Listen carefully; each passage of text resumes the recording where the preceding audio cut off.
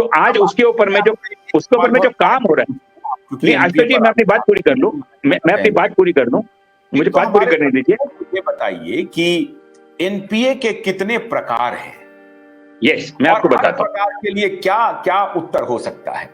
देखिए, नहीं, आपके जितने प्रकार हैं उन्हीं के प्रकारों के हिसाब से उनका उपचार भी है।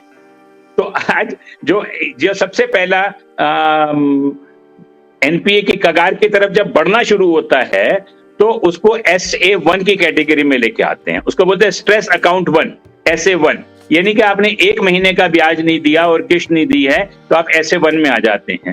फिर आपका SA2 आ जाता है। फिर आप 3 महीने के बाद 90 दिन के बाद अगर आप उसको नहीं पे करते हैं तो आप एनपीए डिक्लेयर हो जाते हैं।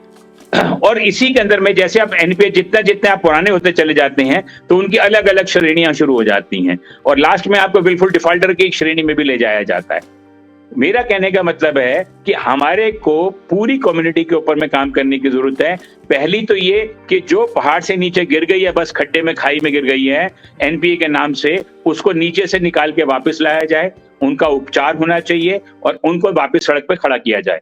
दूसरा, जो गिरने की कगार पे हैं उनको भी रोका जाना चाहिए, उनके लिए भी हमें मदद करनी चाहिए।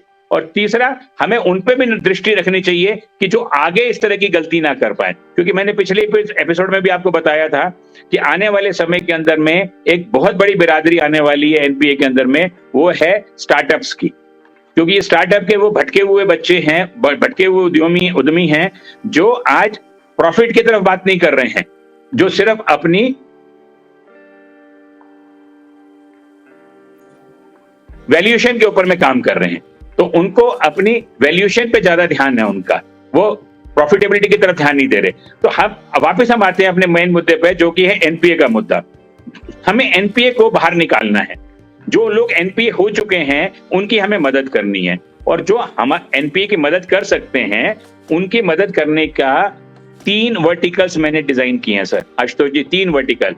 पहला वर्टिकल है कि उनको फाइनेंशियल मदद चाहिए, दूसरा वर्टिकल है उनको लीगल मदद चाहिए, और तीसरा वर्टिकल है कि उनको हम स्पिरिचुअल मदद भी करें। क्योंकि आदमी के पास में जब भी इस तरह की कोई चीज होती है तो कहीं ना कहीं उसके दिन फेरे होते हैं, तो उसको स्पिरिचुअलिज्म में भी, हमें हिंदू कंट्री है तो हमें उन्हें स्पिरिचुअलिज्म में भी लेके आना पड़ेगा।